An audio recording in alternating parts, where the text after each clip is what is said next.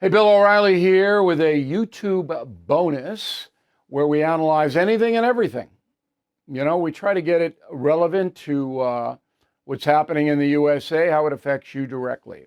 So we are in Holy Week now and Passover for religious Americans. Now, the country's really changed dramatically since World War II in this regard. It used to be a across the board traditional a religious country. And atheists were like, whoa, they were outcasts and all of that. And you had to be attached to some religion. And that started to break up during the 1960s in the Vietnam era. Sex, drugs, rock and roll, and extended into the 70s. Really accelerated, though, in the last 25 years. Okay? And I don't really know why. I think it has to do with a public school system, with parents being very selfish, not raising their children in any kind of structured way. Spiritualism doesn't really count because religion is handed down by parents to children. That's how it goes. And I'll tell you about my experience in a moment, but I'll give you some stats first.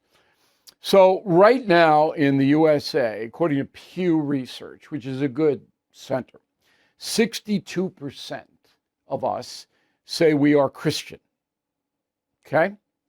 40% Protestant, 20% Catholic, and 2 or 3% other religions like Mormons, Orthodox, Jehovah's Witness, that kind of thing. Almost 30% of Americans have no religion at all. That's huge, okay? That's huge. And it's the fastest growing group. And then 7%, 2% are Jewish, 1% Muslim, Buddhist, Hindu, that kind of thing. Weekly church attendance and synagogue. So about 30% of Americans are weekly or almost weekly going to church. 56% don't go. 56, more than half, not going. Okay? The most attended is Protestants, 44%. Muslims, 38%, go to the mosque. Catholics, 33%. I think it's lower than that in the Catholic Church because they've really hemorrhaged people going to Mass there for the scandals and all that other business. Remember, Catholicism is a two-pronged thing. It's run by men who are flawed, but those men have nothing to do with the theology of Jesus. Theology has never been shaken. It's love your neighbor as yourself. I mean, how do you shake that up? How? Now, the men have done a pretty big job hurting their own church, no doubt about that. But the theology, rock solid. You don't have to believe it, but philosophically, it stands. Okay, so how did I get to where I am? So I'm Irish Catholic, and that goes back centuries. And my people came over right after the Civil War from County Cavan, where the British government seized the farm of James O'Reilly, threw him off the land. He had a heart attack and died. His wife and twin boys could not feed themselves. So the twin boys at age 16 were put on a coffin ship out of Galway and floated across the Atlantic Ocean to Brooklyn. Called it a coffin ship because their job, they didn't have any money because the British Crown took everything from them, seized it. The coffin ship was so named because so many people died on it, and my ancestors at age 16 were in charge of removing the bodies and throwing them in the ocean. But I don't think immigration didn't get tougher than that. So they land in Brooklyn, okay? And they stay in Brooklyn. A few of my relatives went into northeastern Pennsylvania. Some went up the Hudson River or Wapages Falls area, but Brooklyn was really the O'Reilly center. Okay? That is my father's side. My mother's side is Irish too. I'm 92% Celtic. After all these centuries, more than a century. That's stunning. But we all stayed in that little Irish Catholic bottle. So I'm a kid. I go to Catholic school, St. Bridget's. The nun, 60 people in a class looking at the nun. The nun is a big ruler and will hit you with it. Okay. Now, my job at St. Bridget's was to terrorize the nuns, and I did my job well. I took a lot of, heat for that, but that was my job, to make their lives miserable.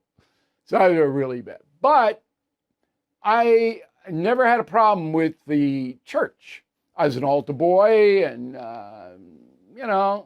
I still remember my Latin prayers, and I was a conformist in that area. I didn't challenge it. I said, okay, God, there's Jesus is God, and all of that. So then I went to Catholic high school, Chaminade, Mineola, Long Island, and that was another Catholic school, very high-toned academically. And then I went to Marist College, which at the time was Catholic. Now it's you couldn't get more secular than that school now. Possible. It's woke. It's amazing what happened there. But anyway, all Catholic education right through. Then for my graduate degrees, I went to secular places, Boston University and Harvard, which can't get more secular than those places. But I always held on. I always went to church every Sunday. And I did because I feel, look, you can't prove there's a God, but I look at myself and I look at the intricacies of how the human body operates. I mean, just the eye, just your eye alone. Go to an eye doctor and ask him about your eye. It's unbelievable. And look, if you want to think that we evolved from the paramecium, that's fine. You want to believe that? Okay. But don't mock me for thinking that there's an intelligent design in the universe if you're believing that the little amoeba grew into you. All right? So both can be challenged. But I chose, because people believe what they want to believe, I chose to be a Catholic because I felt that the theology, if everybody practiced love your neighbor as yourself and conform to not hurting other people through the 10 Commandments, then the world would be almost perfect, right? No wars, no strife, everybody be nice to everybody, I'd be helping everybody. Yeah. So I couldn't shake that. So anyway, here I am. And I'll go to the grave being a loyal Irish Catholic. That's what I'll be when I die. Now, if I'm rewarded in heaven, that's great. That's a bonus. Okay? If nothing happens, then I'm dead. So it doesn't matter, right? But the primary reason that I still, at this level, maintain a faith is because I absolutely believe that evil must be punished. That's why I wrote my upcoming book, Confronting Evil, which is out in September. These people can't get away with it. Now, I know some of them got taken down on earth, but the damage they did and the damage that evil people do to other people, there's got to be a just God. And I want there to be. Though I want to believe. You see? Now, when I talk to atheists, and I do, and they tell me, well, I don't believe you, I respect it. I don't tell them you're going to hell. I don't do that. Because I think that faith is a gift. And it doesn't matter what religion you're in. If you sincerely believe something, unless you're doing something horrible, okay, in the practice of your belief system, it's not my job to judge you. And that's a big part of the Nazarene, Jesus. Look, remember the story about the woman who committed adultery and then supposed to be stoned to death, and there's Jesus go, okay, any of you guys without sin, you hit her with the stone for, and everybody goes, whoa. All right? So we're not in the judgment business here. What we're in is the justice business. That's why I believe. I believe there is ultimately justice that will occur after you die. But I want to believe that because there's no downside in not believing it. And there's an upside because I have to conform to some rules, okay, about rules of the road, if you want to use a cliche. In order for me to be a practicing Catholic, I got to do stuff. And it's pretty much all positive. I've got to help people, got to give to charity, I've got to be merciful, or I'm not going to get mercy, and believe me, I need it. There's no downside to it. But it is a discipline. And a lot of Sundays that I get, oh, do I have to go listen to this boring priest? Because most of them are boring. They are. But I think about other things. And I always get creative thoughts when I'm in church. Always stuff comes to me that probably wouldn't if I was racing around doing stuff that wasn't as calm. All right, so there you go.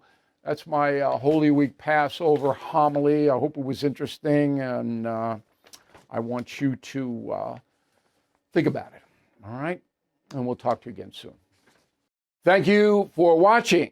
To view full episodes of the No Spin News anytime, sign up to become a BillO'Reilly.com premium or concierge member today.